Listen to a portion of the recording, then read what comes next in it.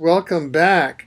Well, today we have a very special guest who has come on Exopolitics TV from time to time, and he's here, Mr. Jon Kelly. Welcome, Jon. Hi, Alfred. It's great to be with you again. You know, Jon, this is a very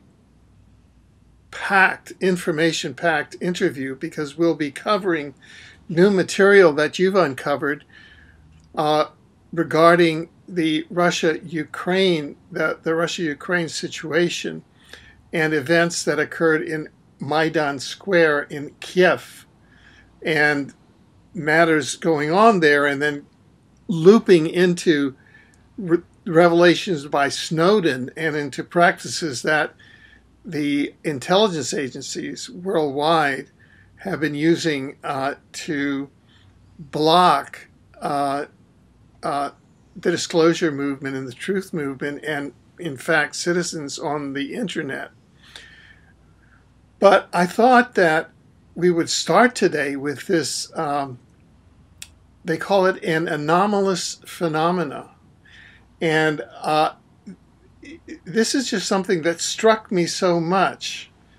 I came across it today. It's an article from March 25th, 2011. Mm-hmm. That's almost 3 years, 2 years, yes, almost 3 years ago. Today is March 6, 2014. And it says, Third World War to begin during Winter Games in 2014. And this is a Russian astrologer named Pavel Globa, and who says, on the basis of their astrological readings, the date for the beginning of the Third World War, the new war is said to begin in March of 2014. That's when we're speaking here, mm-hmm. during the Olympic Games in Sochi. And the war may start 5 days after the games end. Well, the Paralympic Games are going on as we speak, which are part of the Olympic Games. I thought that was remarkable. This is a very lengthy article. We'll put it up as part of the links to the article that accompanies our interview. And we're, of course, going to be touching on these events in Maidan Square as the archetypal match point or touch point or touchstone or igniting point for these conflagrations, much as the Archduke Ferdinand in World War I, in World War II. There were various ones having to do with the false flag invasion by the Germans, where they dressed a bunch of people up as, I think, Polish soldiers or Czech soldiers who allegedly invaded German territory when it was Germans dressed up as them, you know. So in Maidan Square, it looks like we have yet another false flag operation. So I just wanted you to comment on, I know that we hadn't talked about this before, and you haven't seen this article. I'll put it in your link, but just the whole concept of this astrologer making this prediction, which seems so uncanny. It may be of a particular timeline that he picked up, or she picked up, Pavel Globa, and how you think this relates to what we're going to be speaking about today. Well, I think that human intuition is a very powerful thing, and people living in parts of the world that have been ravaged by constant wars and political instability have good reason to want to forecast and anticipate what may be coming around the corner, what events may be over the horizon, so that it was that it was a Russian who seemingly successfully anticipated global flashpoint events that are taking place now in the Crimean Peninsula.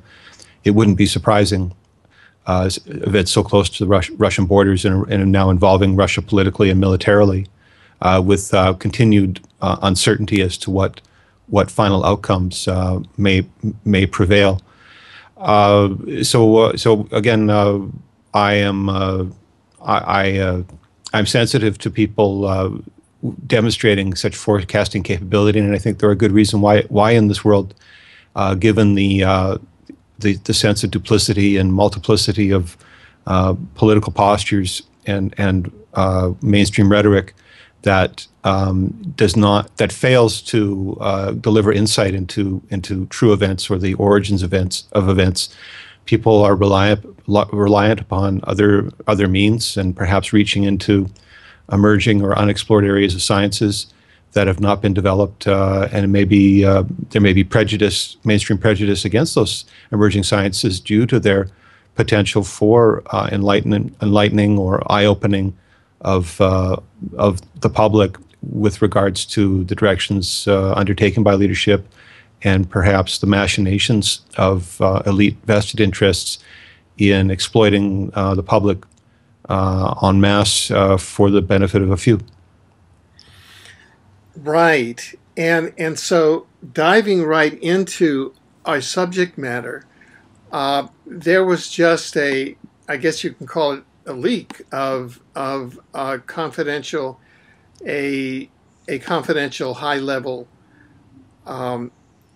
phone conversation between the foreign minister of Estonia and Catherine Ashton, Baroness Ashton of Up Holland, who is the High Representative of the European Union for Foreign Affairs and Security Policy. May I interject? I Sorry. I understand that Baroness Ashton is actually a British politician. Yeah, British. So she represents the UK. Yes. Not the EU. She represents the EU, but her status as a baroness is under British peerage. She's a British politician. Yes, so right. Not right. Dutch. Yeah, no. That's I heard you say Holland. No. Baroness Ashton of Up Holland. Excuse me. Of Up Holland, i.e., she's Baroness Ashton of Up Holland. That's the name of the town in the UK where she's from. Thank you for clarifying that. So she is, and I just bring that in via background because she's a member of the British nobility, which is part of the support system of the British monarch, and that'll become relevant to our conversation. And so could you walk us through what exactly happened in that conversation that is so shocking? Well, there are multiple dimensions to the reports that have emerged surrounding the release of a leaked wiretap recording that was originated from surveillance conducted reportedly by officers of the Security Service of Ukraine loyal to the ousted president. And this falls under the same characteristic as the ongoing illegal wiretapping conducted by the NSA within the United States upon members of the public, as well as the Five Eyes nations, Canada, New Zealand, Australia, and the UK, partners in surveillance globally. There's great controversy that has been a subject of many news cycles in the last 8 months or so in North America concerning warrantless wiretapping. And here we have an instance of wiretapping in Eastern Europe, whereby these two policymakers, one from Estonia, one from Great Britain, as you said, representing the European Union, Catherine Ashton, discussing events in the Crimean Peninsula, both having gone on site to conduct evaluations and having a debriefing meeting by telephone. The date of the telephone call is February 26, 2014. This is only days after the ouster of the Ukrainian president, the elected president, and the reported sniping events that resulted in the deaths of 94 people, and apparently there were somewhere close to 1,000 people injured during the protests as well. So this piece of evidence has emerged, and the media has grabbed onto this conversation between these two persons as evidence that the shooters were from the protesters. The origin of the sniping activity was from the side of the protesters and not necessarily the side of the authorities. That although the Guardian newspaper had reported, I believe, on the 20th of February that the authorities were shooting upon the members of the public, that they had evidence that it was the standing government were responsible for the deaths of those people. Now it's less clear. The telephone conversation reveals that people on the ground, particularly one medical doctor who evaluated the corpses of the people who had been shot, found that they were all shot in the head, the lungs, and in the heart, like through expert marksmanship consistently, and that the same bullets and the same signature pattern of shooting was evident both in the deaths of police officers working on behalf of the government as well as the members of the public who were engaged in protest. And so it seemed that the sniping was targeting both sides of the protest, not simply targeting the members of the public, and that the snipers originated from one location. And so the way this is being handled now in the news is a finger pointing exercise. He said, she said. The Russians are through their state-sponsored television RT are reporting that this telephone call is evidence that the shooters originated from amongst the protesters, or that the protest leaders called the shooters down upon their own people and sent their own people into a massacre situation. Whereas the Western press had been harping on the idea that it was the ousted government that was in fact the origin point of the sniping. And so there's a push and pull over the story and its true meaning, fundamentally based on an assessment of the actual spoken word. It simply raises the specter of uncertainty as to the origin of the shooters. It decreases the definition or the resolution of the ousted government as the origin of the shooters, and raises the possibility that the shooters may have in fact come from the protest movement. But I say, in my unique perspective that I'm bringing to this story, that more importantly, that the chaos of the protest events, the fog surrounding those events, the social chaos and anarchy that was happening on the ground, which included acts of violence by the protesters, by people from the protest side engaged in firebombing of police and police vehicles through Molotov cocktails en masse. These were definitively violent protests by many means. I am stating that my evaluation of what I am describing as the Maidan conspiracy leads to British involvement, a black operation, a raid upon Kiev under the cloud of those moments of anarchy, and that the British, under orders from Queen Elizabeth, were instrumental in the sniper actions that took place.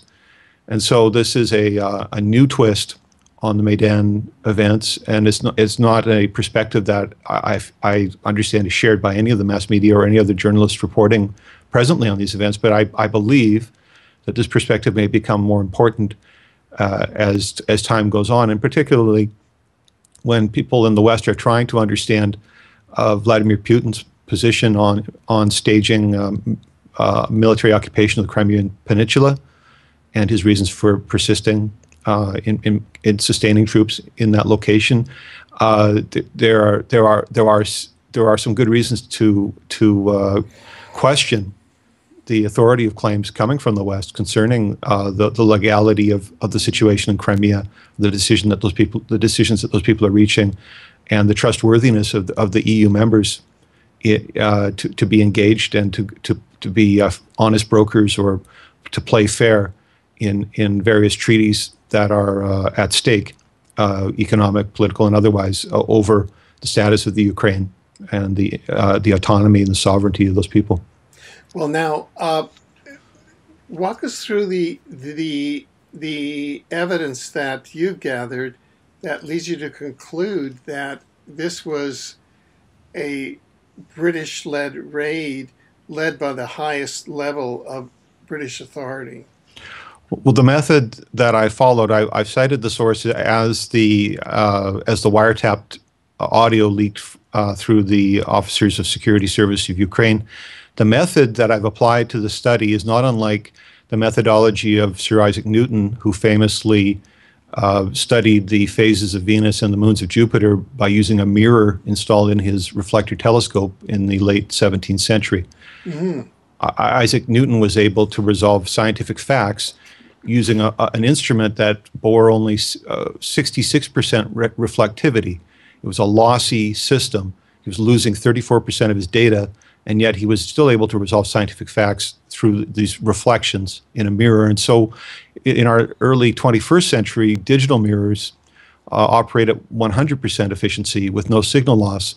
And so by reflecting the speech signals of these recordings, I am investigating the inner spaces of the policymakers in an attempt to understand unconscious communications that may be emerging through these statements. And so this leaked wiretap became a very good candidate as an instrument to penetrate into or penetrate beyond the fog of anarchy and chaos and disruption that is taking place in the Ukraine. I simply mirrored the recording to evaluate reflections of what I feel are unconscious communications from each of the speakers. And so why don't we step through procedure, you know, in terms of the timeline from each of the speakers. Our first speaker on the tape is the Estonian foreign minister, and this is, just going to load that up here. We are listening now to Urmas Paet, and he is the Minister of Foreign Policy for Estonia. He's been on the ground in Crimea to evaluate, and he is giving his evaluation to the European Union representative. I'm just going to quickly switch out my audio sources here, and we'll listen together. So that is the main impression. So that from EU's and also, well, Estonia's point of view, of course, we should ready to put this financial package together, also together with others. This very clear message is needed that it's not enough that there is change of government, but the same real reforms, real action to increase the level of trust. Otherwise, well, it will end badly.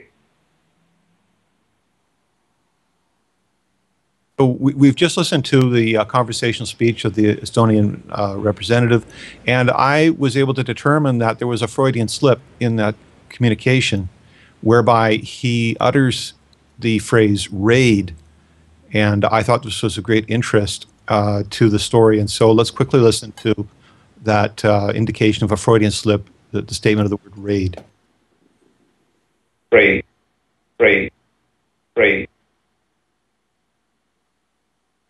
So Freudian slips are recognized as involuntary communications that speakers commonly commit. We say something involuntarily when we mean to say something else, as if our unconscious mind assumes control of the speech functions temporarily and discloses maybe a hidden truth. It seems to me that this concept of a raid was important, and I will elaborate on that further. Unconscious speech is something that's not unfamiliar to people who know about sleep-talking behavior. Mm-hmm. People familiar with sleep talking understand that the unconscious mind under those conditions assumes control of the speech organs, and that the volition of the speaker, the conscious volition, is no longer involved, and yet they are uttering speech sounds. And those speech sounds may be meaningful. So these reflected sounds that I'll play back now are simply encrypted backwards in human speech. And here we will listen to this phrase that I deciphered, wherein I heard the Estonian Paet say the words, "The English did some raid." English is him raid. English is him raid. English is him raid. So there are two vectors of approaching these comments. One is the Freudian slip angle, and the other is the mirror speech pattern, both indicating the concept of a raid. And in his unconscious reflection, it appears that he's tying this to a raid of English origins. And so there's quite a high level of specificity in terms of national origin of an incursion, perhaps, upon Ukrainian territory under the fog of anarchy and chaos fomented through those protests. And perhaps in concert with American political intervention and monetary intervention in funding those protests. It's understood through the past few weeks of headlines that the founder of eBay was partnered with the U.S. government in funding protests in Ukraine. And so through a joint American-UK partnership, we can see that the West apparently angling in for an advantage and leveraging fractures in Ukrainian society. And there's a suggestion that the English in this instance were engaged in some form of a raid. And so we continue now through the timeline, and we listen further now to the Estonian, and let's see now what the next clip is here. And I'm just going to normalize that up. Okay, and so now we'll listen again to more context. He's speaking by telephone on the wiretap, and his statement here. This integrity problems, Crimea, all this stuff. Regions Party was absolutely upset. They say that, well, they accept this, that now there will be new government and there will be extraordinary elections, but there is enormous pressure against the members of parliament, that there are uninvited visitors during the night to party members. So a very dangerous time to be a politician in the Ukraine, with coercive pressure coming upon the party members, attempting to influence political decisions, and an unconscious statement from Mr. Payette. You can hear the words, "This guy loved the death head. The spy pulls puzzle with thoughts to shoot." This guy loved the death head. The spy pulls puzzle with thoughts to shoot. This guy loved the death head. The spy pulls puzzle with thoughts to shoot. This guy loved the death head. The spy pulls puzzle with thoughts to shoot. And so, interpreting this, I think the most important points to raise is that it appears that Mr. Payette is referencing a person, a man, who is associated with death head imagery, and that there is an overtone of espionage surrounding that individual as well, in concert with these statements. And this becomes significant when we consider that the U.S. Secretary of State Jon Kelly is affiliated with Yale's Skull and Bones, whose symbol is widely understood to be the skull and bones death head symbol that was also utilized in Germany. And so the secret society symbolism erupts as a tangent of events in the Ukraine, and it's particularly important when we understand Jon Kelly's role as a bonesman and the initiatory processes under which he participated, and the influence of Skull and Bones thinking and fraternity on his actions in the political arena and on the international stage. So that was what I deciphered from Mr. Payette, but I found that Catherine Ashton's statements were far more direct with regards to British involvement, and so now we will move through the recording to her statement, the first of her statements here that was significant. And so let's listen now to Catherine Ashton, Baroness Ashton.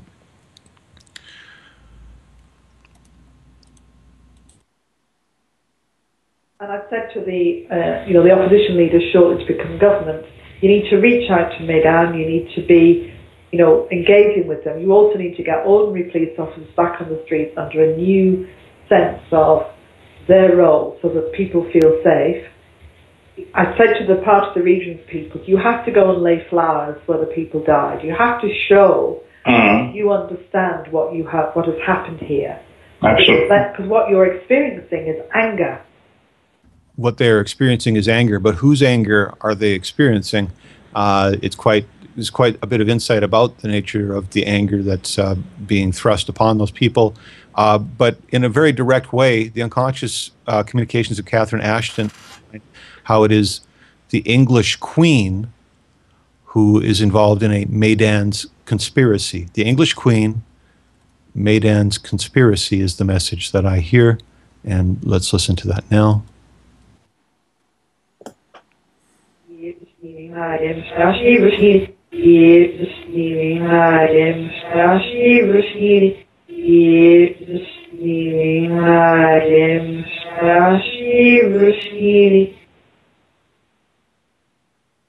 And she goes on to elaborate further in an unconscious way concerning the Queen's involvement, citing her in what could be paraphrased as the cause of death, wherein I hear her say the phrase, cause death, Queen, and we'll listen to that now.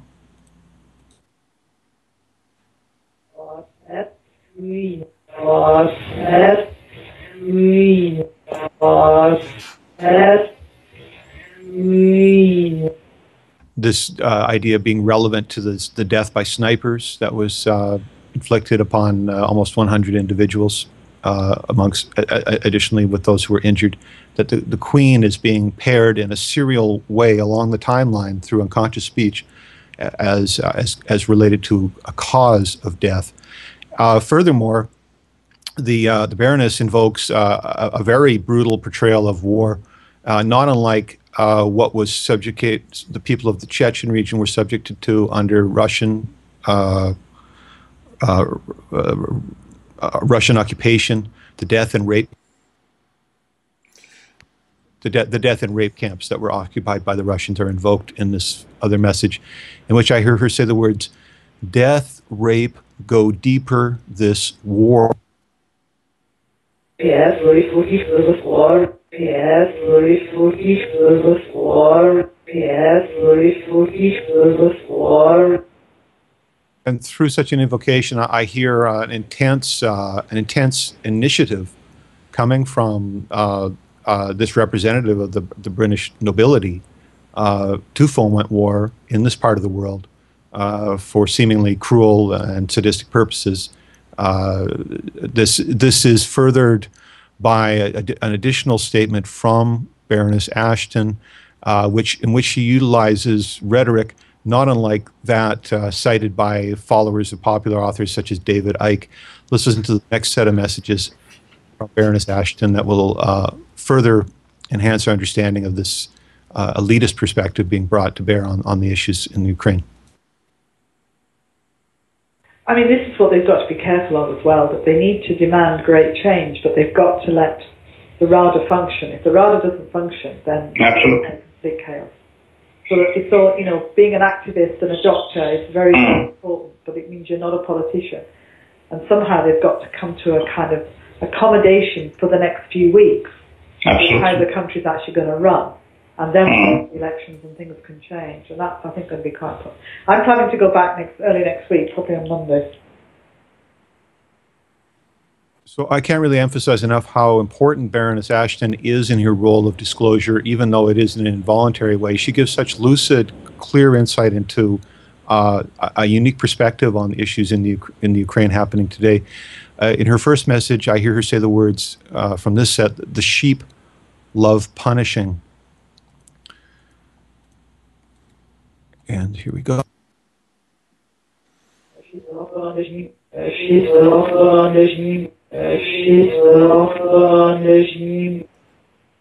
Thereby invoking the well-known sheeple concept, the meme that is widely understood in people looking at the 1%, 99% ratios that we live under socially, economically, politically, globally today.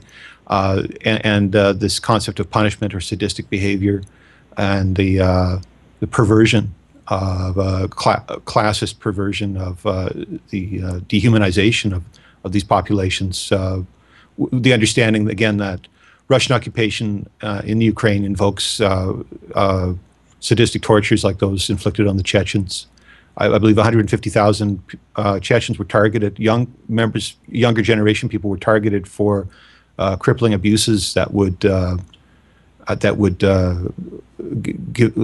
would live with injuries, as psychological and physical injuries, for the rest of their lives as a consequence of what happened in the internment camps, in the Russian internment camps there.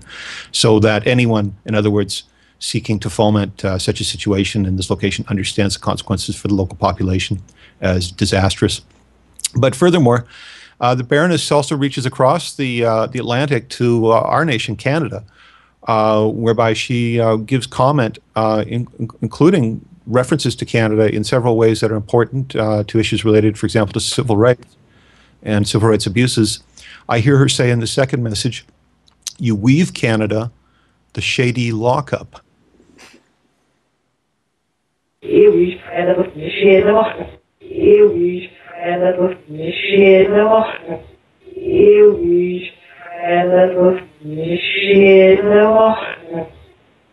A shady lockup, invoking the concept of secret torture prisons, not unlike those run and operated by the CIA, utilized in what are known as illegal renditions to stage criminal acts against people's human rights.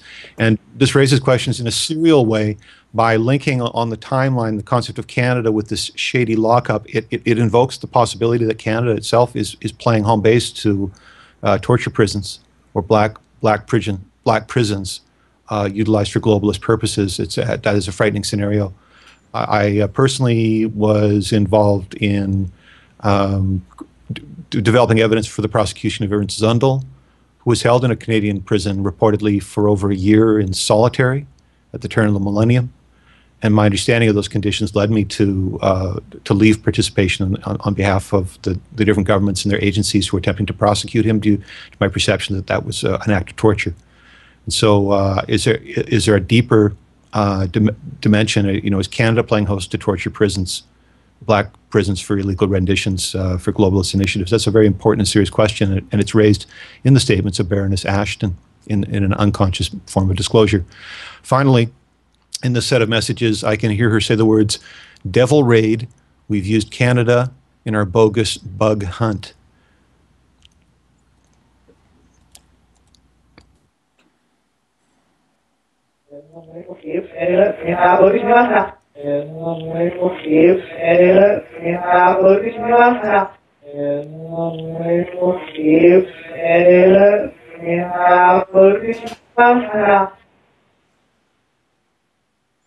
And so here, again, Canada is referenced, and a raid is referenced, reinforcing this concept of the raid that I had stated earlier, the English raid in Kiev, instrumental in the sniper instance. But here, Canadian participation perhaps is invoked. Canadian Special Forces are famous and infamous for their capacities. Strategic capacities, and are in fact often partnered with the American Special Forces and other types of counterparts, international counterparts. Canada is a staging area for British Special Forces trainings in the Rocky Mountains. Afghanistan training happens in the Fraser Valley outside of Chilliwack, in the mountainous regions there. So Canadian military capacity, although we are small personnel-wise, are highly regarded as strategic participants. And so it raises questions, was Canada involved in the sniper incidents in Ukraine? But here, in terms of the actual language, a bogus bug hunt, bugs, of course, being surveillance instruments, such as those used in wiretaps or other types of surveillance, a bug, a listening device, a bogus bug hunt, perhaps giving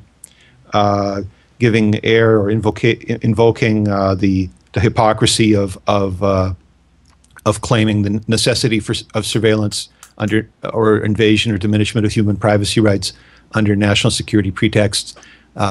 This bug hunt or hunt for spy hunt that she may be referencing is also being diminished as a bogus hunt. So is this a political illusion? I'm going to leave that a little bit open-ended, but just attempting to highlight perhaps some of the key words in that phrase and its relationship to the overall study. This is a fair amount of material, but it is fresh in terms of the origin. The source only emerged just within 24 hours or so of our conversation today. And it is has real-time significance because it brings a different perspective to the table on events concerning Russia, the United States, NATO, European allies, people of Ukraine and Crimea.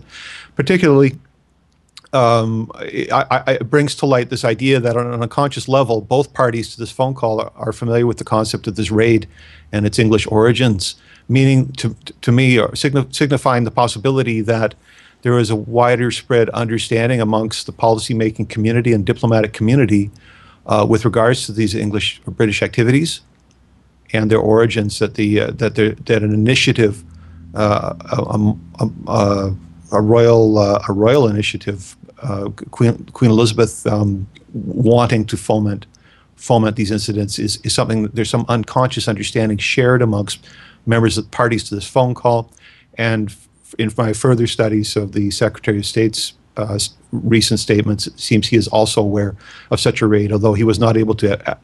I don't know if he was able to attribute its British origins. The concept that a raid had taken place. You see it. My studies of Jon Kelly emerged due to his high visibility on the Sunday talk circuit just this past week on Meet the Press and other programs, as well as his staging of a press conference in Kiev. I thought these were particularly the Kiev conference was a historic event, and I sought to gain further understanding of the U.S. position through my analysis of Jon Kelly's statements. And though he did indicate a raid, it left me imagining the possibility that there was a U.S. response to the Russian occupation would be a covert action in the form of a special ops raid.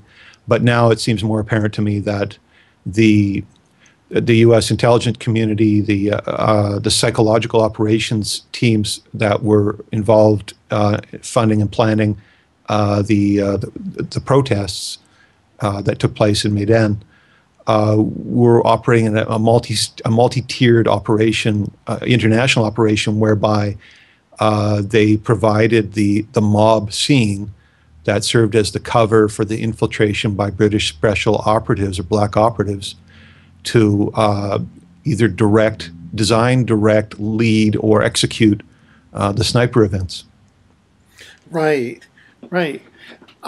There are other commenters who in commenting on this phone call between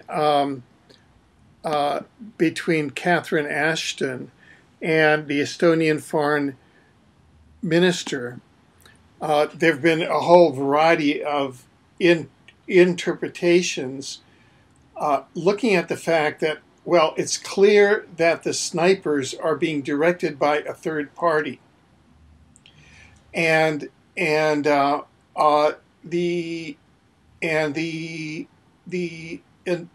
diverse interpretations that I've been able to analyze invariably identified the third party as an Illuminati-connected third party, of which the UK monarch, the UK Queen, is a prime director of the Illuminati matrix of power. For example, there's one analyst that identifies the snipers as NATO-trained snipers who are members of the Voltaire network, and who are as NATO-trained snipers who are operating under, quote, Jesuit orders. And when you look at the Illuminati matrix now, the papacy, the Vatican, we have a Jesuit pope under Julio Mario Bergoglio, the first Jesuit pope, and in an upcoming meeting on April 3rd, 2014, between the British Queen Elizabeth Windsor and Pope Francis in Rome. And some analysts believe that that is to further consolidate an agreement that started in 2010 by the prior Pope Ratzinger, Benedict the 16th, in the UK with Elizabeth Windsor, what they call the Holyrood Agreement, which was to merge the Vatican and the Anglican Church, which is an historic throwback before King Henry VIII and an abdication by Elizabeth of her coronation oath, whereby the Anglican Church would take on all of the secrecy regulations of the Vatican, and that now, and this has come out through whistleblowers to those meetings, and now this meeting on April the 3rd is with between Elizabeth and the Pope to further that agreement, so that this analysis that is saying that these snipers are being directed by the Jesuits, and your analysis that the snipers are being directed by the Queen, well, they're merging. Those are two entities that are merging, and it's clear that these two entities, that their policy seems to be to using classic Illuminati tactics, which are to manipulate both sides in any, quote, war.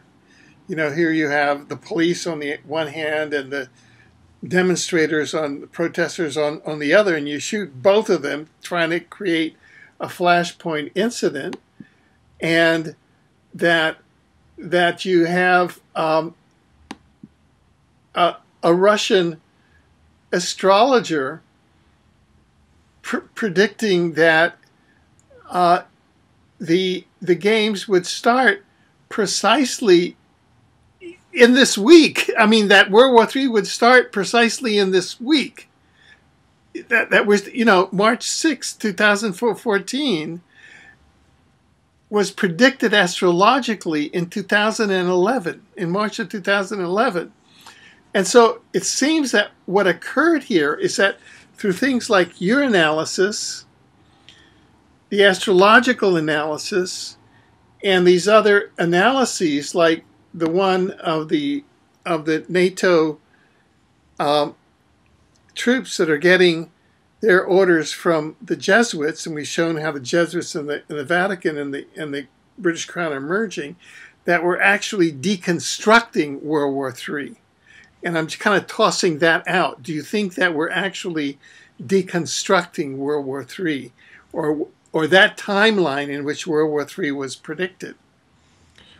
Well, I think there is a sense of criticality on a global scale concerning a shooting war between the Russians, Americans, and the British, and so on. This is a least desirable scenario with nuclear implications. The United States has been engaged in bullying wars against lesser forces for decades, and this would, you know, if it were to come to pass that there was a hot war with the Russians, suddenly we'd be facing nuclear armed forces and with all kinds of devastating consequences. So I think that I see my role in offering alternative perspectives as a means to cut through some of the rhetoric, the veil of rhetoric that's coding these events, not only for the public but even perhaps for decision makers of conscience who are in a position to make choices, effective choices now, before committing resources and people and nations to potential catastrophe.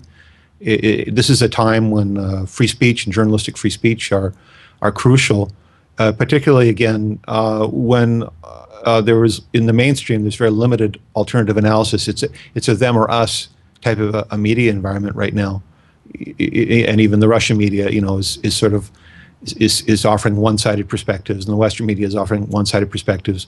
But certainly, it could be said that a great deal of the rhetoric that is being staged is pre-planned, and in fact, it's part of the propaganda dimensions of an assault on the Ukraine and on the integrity of Russia's borders. That Jon Kelly is able to bring forward so many proclamations of warnings and dire consequences for Russia is in part meant to simply confound and confuse the perceived enemy. So is it possible for us to intervene in history and to perhaps steer things to a better result? Will the better angels, so to speak, win out over the demonic influences in this instance? In this case, it is possible. I mean, there is hope that the truth will open some eyes, and particularly will serve as a means to influence decision making at levels in society where people have authority and ability to make decisions that are effective. I don't pretend that I'm next in line for any high position, from my modest desk in Vancouver, but ideas are powerful, and it was understood when people were talking about censorship back in the 18th century in England during the time of the formation of the U.S. Constitution. The idea of prior restraint was a concept that was well understood as a means of impoverishing the marketplace of ideas. And when there are fewer choices in the marketplace of ideas, fewer possible solutions or ways to navigate, means of navigation presented, then it becomes more likely that people will make poor choices. And so, from my desk, I'm offering a different means of assessing conditions, and perhaps this could be instructive to American population that may be excited about a shooting war with Russia, or a Russian population that may be excited about conducting a full military takeover of the Ukraine. Maybe they need to see deeper into the subterfuge and the subtext, the nuances of these political actions, the machinations of these the propaganda machines, and to look underneath the surface. In my case, I'm someone who's willing to look in a mirror at the story. The Russian astrologer was willing to look at a chart and the stars to consider these types of questions. These alternative perspectives can be of great value, particularly in times of hot, where hot-headedness may prevail. Cooler heads to prevail may need taking a break from the constant rhetoric, and particularly at this time the badgering propaganda that's coloring at least Western perceptions, perhaps as well as Russian perceptions of what's going on in the Ukraine. Yeah, and now with the internet and with the alternative media really being able to use the internet so that these alternative perspectives getting out is very difficult for the matrix powers of the Vatican, of the black monarchs, the UK throne, the Dutch throne, the three city states, Rome, London, Washington, to do the normal machinations of creating a global war, which they did in World War I in August in 1913, or 1914 rather, and in World War II. For example, we know now that Pearl Harbor was a false flag, and that Franklin Roosevelt, the 33-degree Mason, set it up so that the Japanese would attack America. And suppose that had been exposed by suppose that we had the internet there, and we had internet journalists like yourself and myself and all of our communities worldwide who are now turning to our type of media more and more. Well, they couldn't carry off that sort of agreement to go to war worldwide because people know the truth more and more, and you can't these forces cannot create the false memes and work with the fear and the anger and the hatred that's necessary to build up these false memes, to mobilize these large populations against each other. So what we're doing in these broadcasts is really breaking up these memes so that it's impossible for them to create these international wars. I agree that it becomes more difficult to achieve a consensus based on false black and white assessments when there are third and fourth and fifth voices who are able to effectively speak and over great distances and reach people with fresh viewpoints. There's an opportunity to take pause before rushing into what has great potential for catastrophe, not only for people locally in that region, but globally, due to the cascading series of events that have led us in the last century into world wars.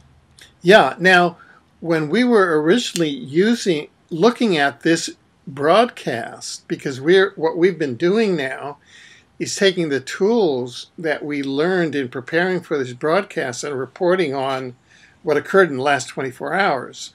But we really began to look at materials that have been leaked through the journalists that Edward Snowden used to leak all of the methodologies for deception that the NSA and other intelligence agencies, who are the muscle of the Matrix Illuminati powers, and those deception methodologies are the methodologies that they use to maintain control and create wars when necessary. So could you share with us some of the methodologies that have been leaked recently, specifically with regard to that Snowden has leaked? Well, the document, The Art of Deception, was leaked, something that was authored by British intelligence GCHQ, was leaked in the last few weeks, a treatise on social engineering, psychological operations, combined with political initiatives. I'm sorry, Alfred. I'm just trying to pull up my my reference to that. Just bear with me a second, if yeah, I may. Sure. I did have some interesting talking points on this. I mean, in particularly, it spoke to the government trolls who are active in the online community to subvert discourse and prevent the achievement of consensus and critical mass in online communities. What was leaked in February 24th of 2014 through website The Intercept included 3 UFO images as part of a 50-slide PowerPoint presentation from what was described as Edward Snowden's archives of secret files that he allegedly stole from the NSA. The document is entitled Art of Deception, Training for a New Generation of Online Covert Operations. And this basically has been identified as the handbook for government trolls by people in the alternative media, people like yourself and myself who've been on the front lines of information contests for in your case, decades, understand the legacy of COINTELPRO, the PSYOPs operations, their influence, vast cultural influence, not only through mainstream media, but on local grassroots community levels. And so the online social network venue has become the new platform and is intensely staffed by operatives, and they are receiving trainings such as those outlined in that document. There are all sorts of initiatives outlined within there. Again, identifying group dynamics. What are the issues that bring people together? What issues tear groups apart? They're conducting surveys and studies of human behavior through social networks with the intent of influencing discourse and manipulating cohesion in society. Glenn Greenwald And Edward Snowden are both controversial figures for a number of reasons.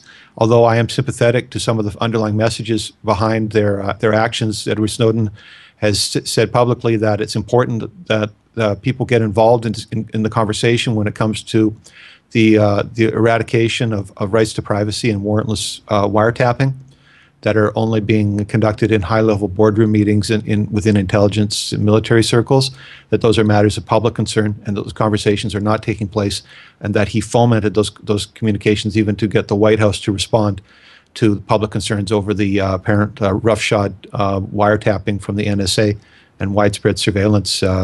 He was instrumental in bringing that forward to public attention. And Glenn Greenwald, in this latest release, for The Art of Deception, he said that the documents reveal how agencies are attempting to control, infiltrate, manipulate, and warp online discourse, and in doing so are compromising the integrity of the internet itself. So, Alfred, if we contrast what you've just been talking about in terms of public grassroots initiatives for open communications, open journalism, to introduce new perspectives and entertain ideas that are outside of the mainstream, if that is, one of the most appealing functions of an internet, to connect people around new ideas in the hopes that cohesion and synergies can happen between great minds around the world. This type of initiative and this professional training that is being implemented by the states, the Five Eyes partners, is antagonistic to such an internet. The promise of the internet is being lost in a nightmare of betrayal and snitch culture. So completely undesirable type of an outcome. But in top secret America, as identified by the Washington Post, there are 750,000 people employed through various agencies, supposedly serving a national security interest, and that's a very large army of individuals. So I think 2014, one of the hallmarks of this year has been what I perceive to be an uptick in the intensity of staffing and initiatives on the parts of online operatives to make career building moves for themselves, to impress their supervisors by coercing people into Facebook groups that are just fronts for censorship and other forms of abuse. This year seems to be a real uptick in initiatives surrounding that, a real crackdown on freedom in the online culture. And the only meaningful response is, in my estimation, is simply that the people who care about these issues have to invest in the continuity of their peers' careers with the understanding that there are teams of people who are paid daily to subvert the fomentation of new ideas and the introduction of new thought into these stagnant situations that we find ourselves in, all the impasses, so to speak, that our society finds itself in today. There's an intensified clampdown. It's intensely sponsored, intensely staffed, and so the people who care about advancement of new ideas need to also become as cohesive in a social way in response to that, to show teamwork and capacity to collaborate, work together, to collectively shoulder the burden, the weight of working under those types of pressures in order to move forwards. It's less and less of a lone individual type of an environment in reality, and it's much more oriented towards networks of people who congregate under common ideals. Right. Now,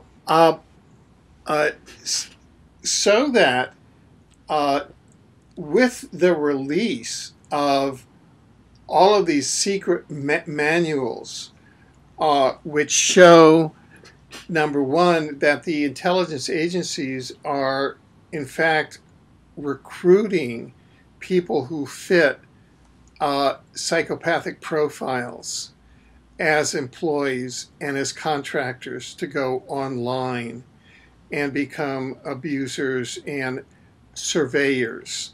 Of those 750,000 new security employees, apparently one of the prime employment characteristics is their psychopathic characteristics. Is that not what is being reported in recent studies? A study conducted at the University of Manitoba, produced by psychologists there, showed that the internet troll could be characterized as a sadist, B, a psychopath, and C, a Machiavellian. And this means that somebody who is able to summon sadistic tendencies, cruelty on a regular basis, someone who is remorseless in exercising that tendency, and somebody who will manipulate others to expose them to kind of cruel and unusual behavior. These are the characteristics of the troll. The successful troll has all three attributes, according to scientists at the University of Manitoba. So it can be understood that in an employment scenario where human resources departments rely upon different ways of scaling and measuring human performance and predictive testing to anticipate performance under job working conditions, are actually targeting individuals who can exhibit those tendencies. They are actually actively seeking out the sadists, psychopaths, and the Machiavellians in society to install in those positions as government-sponsored trolls. And this is really, this is quite bizarre and perverse, to say the least. From a purely Christian perspective, the troll is the Judas who, for 30 pieces of silver, will exploit the collective Christ consciousness of the rights to privacy and other rights of the rest of the population. It's kind of entirely antagonistic to any Christian moral precept or any other type of community precept. I mean, snitch culture in the prisons is not supported. Those people are removed from the population through great violence. Without hesitation is what is generally understood. So this sponsorship of a snitch culture and the enabling of the sadists and the psychopaths and the Machiavellians can't possibly bring about any kind of a good outcome. It's generally understood that those are not desirable characteristics and that they are in fact catastrophic for communities to assign any kind of duty or responsibility to those people. It's at the peril of the entire society that the state would undertake such an exercise. But it would make sense if those virtues, or excuse me, the absence of virtue in those ideals were in fact representative of the elite and their perspectives. In fact, if they idolized those characteristics as ideal human traits and thereby wanted to sponsor and support them, then it would make sense. But that invokes the incredible corruption and perversion at the highest levels of society. Right. And when we look at the various handbooks that have been released through the Snowden material that show how to construct deceptive operations, well, here we have, as you pointed out, a black ops intended to perhaps create the flashpoint for a World War III, constructed around Maiden Square. In English, there's a double entendre, the Maiden, who is the Queen, who is, together with the Pope, one of the co-regents of the Matrix Illuminati banking consortium that has produced over the last 100 years World War I and World War II, and now are attempting to produce World War III. So the leaks of this information by Snowden and its dissemination through the internet, and then the leaks of the information that the snipers were in fact controlled by a third force, which is now believed to have come from the Russian government. Is that not true? Well, this is being popularized in the Western. I see. But again, I would say that the mainstream reporting, RT or the Guardian, have yet to catch up with these alternate suspects. And but it can be understood that in a highly propagandized environment where there's perceptions of flashpoint actions. No. But I meant which party was surveying the phone call? Ukrainian security in support of the ousted president are reportedly the source of the wiretap and the leak. Oh, okay, good. So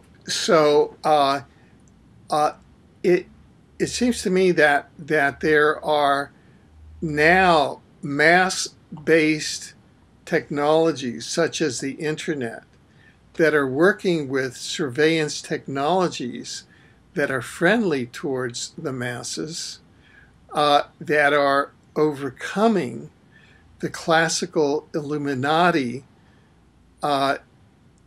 cookie-cutter approaches that have been used to foment World War I, that have been used to foment World War II, that were used in all of the Arab Spring events to take over and destroy all of the various countries of the Arab Spring, and that are attempted to being applied here, but which are going to boomerang because there's simply too much popular will and popular openness against a catastrophic and genocidal war. So in spite of the best propaganda efforts, the governments have simply failed to achieve a consensus on these issues, in so much that the individuals empowered with the technical skills to conduct such surveillance are acting on behalf of perhaps the public interest to allow a fresh look at these issues, at the very least surfacing this tape that discloses how medical doctors on the ground are assessing that the bullet wounds of the dead were all delivered both to the police and the protesters by the same gunman. Yeah, and then that the underlying force, which was not revealed in World War I, and that is that Queen Victoria's family staged a family fight and created World War I, number one, and in World War II, that a worldwide Masonic and occult banking network tied up with Skull and Bones, which financed Hitler and which financed the Bolsheviks, created World War II, and that those technologies are now trying to create World War III, because we've seen Queen Elizabeth, which goes back to Queen Victoria, trying to start World War I. We've seen Jon Kelly, which goes back to Skull and Bones, with Prescott Bush involved in starting World War II, financing Hitler. And that those people are not being effective in starting World War III, and that it in fact is the power of the people with the internet and with multi-dimensional factors. Whatever extraterrestrial factions are involved on working against war, and whatever cosmic technologies such as you're employing that bring out this new information. So there are no more secrets. It's very difficult to keep a secret. Yeah, and so while the public in North America may feel oppressed under the weight of NSA surveillance, the fact remains that none of us are any less vulnerable to the gathering of insight, especially in critical situations that involve the futures of civilizations. There's a greater force guiding these outcomes, and when people live in peaceful times, there's a chance for us to become aligned with that kind of guidance, and that becomes instrumental in helping us to make effective decisions, strategic decisions about the information that we're receiving and interpreting the information about world events, and perhaps the necessity that we will undertake to see beyond how things appear on the surface before we make crucial decisions and commit ourselves and our resources onto paths of no return. This is an opportune time. This broadcast that we're engaged in now could be seen from peoples of all levels of society, of governments, agencies, community centers, schools, churches. There are still relatively few restrictions given the basic nature of what we're doing. Having a conversation, just meeting over to discuss these issues and to explore them has the potential to awaken insight and thought and decision and action in members of an audience in other parts of the world, people who may be closer to events, or people who may be in decision-making capacities when they see that people can engage in an open and honest way, a transparent way, discussing these issues. It gives pause for reflection on the need for subterfuge and deception, commitment to a path of betrayal and secrecy. There are other ways to live in this world, and it may be the burden of secrecy under which so much is occurring. Maybe the downfall of the people who idealize those methods. Operating in transparency and truth may in fact be seen as the best way to move forwards for societies. And these clan wars, so to speak, as you were citing, amongst the royals or between people of different persuasions, belief, genetic history, political perspective, and so on. The need to engage and to sustain venomous rhetoric and attitudes towards our neighbors it may come to light that there's no future in that divided we are easily conquered. And so the possibility again of a super society of like minds that integrates through cohesion, through communication and participation, helping to set the stage for a future political environment that advances the larger cause of the human race and life on this planet exists. And the internet, as you know, we're still on the air, so the possibility of planting those seeds, we may be successful in achieving that today, even through such a small effort to have a conversation about things that we think are important. The implications can't be underestimated in terms of their positive and constructive outcomes.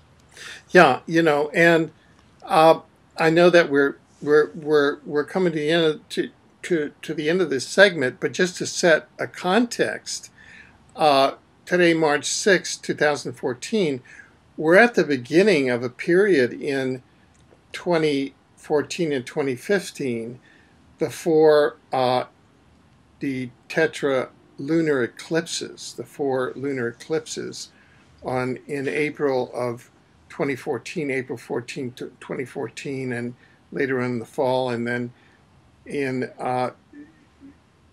in 2015, in the Passover date of 2015, and again toward the end of 2015, with a solar eclipse in the middle. This pattern will not be repeated for 1,000 years. And when this pattern has come up in the past, it has signified both war and transformation. And I think that the Russian astrologer pegs part of their prediction of World War III starting at this time on the fact that we're coming up to the first of the 4 tetra eclipses on April 14th, 2014. However, we know from time science that timelines are parallel, but you can shift timelines, and that adjacent timelines involve the same people, but not necessarily the same outcomes. And so it may be that although in prior times, say in 1948, the fact that we had certain lunar eclipses resulted in the ethnic cleansing of Palestine, where 1.5 million Palestinians were ethnically cleansed out of Palestine, and some of them murdered, and Israel created, out of the ethnic cleansing of Palestine, that in 2014-15, and at the time of this tetra eclipse, March 6th and April 14th, 2014, it will not result in a war as if you were predicting from past patterns, but we may have shifted a timeline so that something transformational will come out of it, not necessarily conflict, but certainly transformational. That it's not necessary to have conflict to have transformation. And that's what we may be witnessing now, because there's not a shooting war right now, is there yet? No, there are legislative moves. Most recently, Crimea is wanting to secede from the Ukraine, and so the diplomatic level of engagement. This is, as of today, this is one of the perceived outcomes, that Crimea may simply want to leave the Ukraine and become a part of Russia, or achieve some other kind of status. But there's a separate, in other words, there's a strong separatist feeling in Crimea, and so as you said, this is not a hot war. There are looming threats.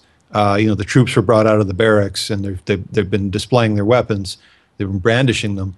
But in terms of the real hot fighting, the Molotov cocktail slinging and the sniper shootings are right now, the situation is behind us, and hopefully we won't see. I think that from a extended family sort of point of view, the Russians are concerned about Russian-speaking people in Ukraine being exposed to neo-Nazis, violent neo-Nazis attacking their people and running roughshod over the civilization, barbarians at the gates, so to speak. That's understandable given what had happened, those events that happened during the protest, as well as the removal of a democratically elected president through violence.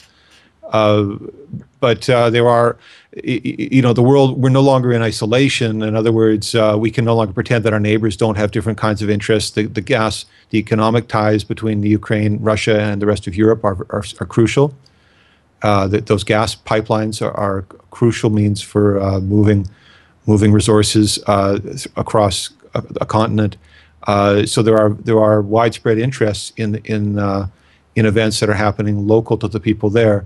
America's interests in the region won't diminish anytime soon. There are long-term American interests, and so on. And so when we finally get to the root of what it is that we really want to achieve, and understanding why we want the things that we want, the root, understanding our own desires and what motivates us, then we will be better equipped to negotiate with our neighbors and to live in ways that are harmonious.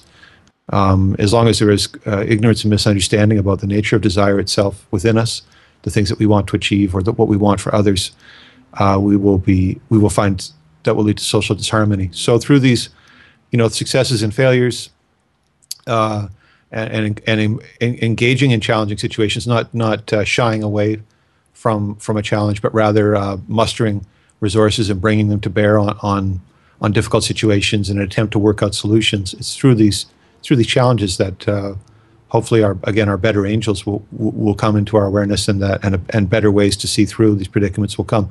People have been in conflict throughout history for various reasons, but it's from a Buddhist perspective, it's the unnecessary conflict that's the most egregious, or the unnecessary suffering due to desire to exploit, for example.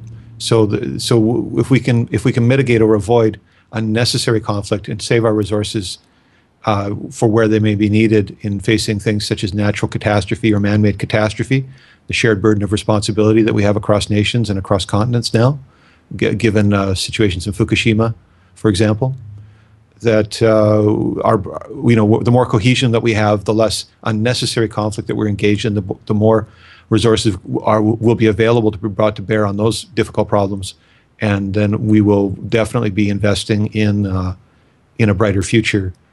This sort of regionalism, nationalism, these isms, the small-mindedness, in other words, that the political schisms and the social schisms in communities are a great weakness, and that they as time goes on, as Jon Kelly continues to elaborate on it, we live in the 21st century, and so we need a 21st century approach, an enlightened approach to the questions of the day, and to most certainly, as you've emphasized, is to avoid repeating the mistakes of our ancestors, and the tragic consequences. I think that within a technologically enabled global community such as the internet has provided up to this point, and the great minds we can anticipate live in all nations and under all political flags and banners and so on, all perspectives.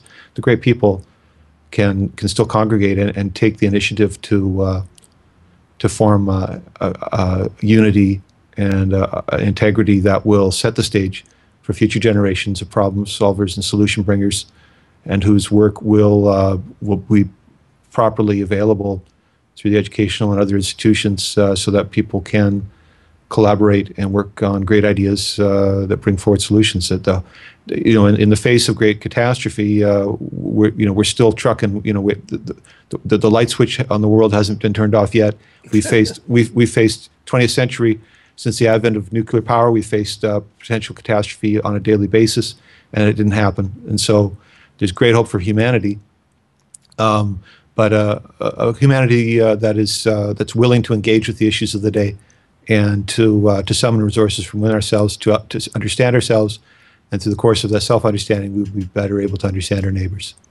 Well, we certainly want to thank you for being on the case and continuing to monitor flashpoints like the Maidan conspiracy, which you've brought to public light, and to begin to show in a way that others are also verifying, as we've shown in this program, that others are confirming similar results, what the true causes are, and we've brought them to public light, and we've deconstructed whatever flashpoint that we're trying to pull off there.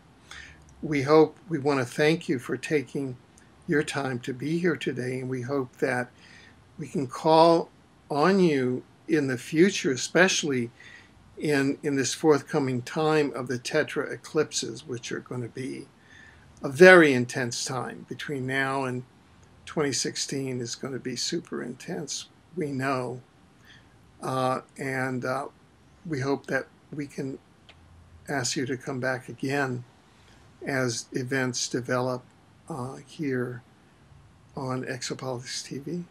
Thank you very much, Alfred. It's a great pleasure to speak with you, and I look forward to our next conversation. Thank you.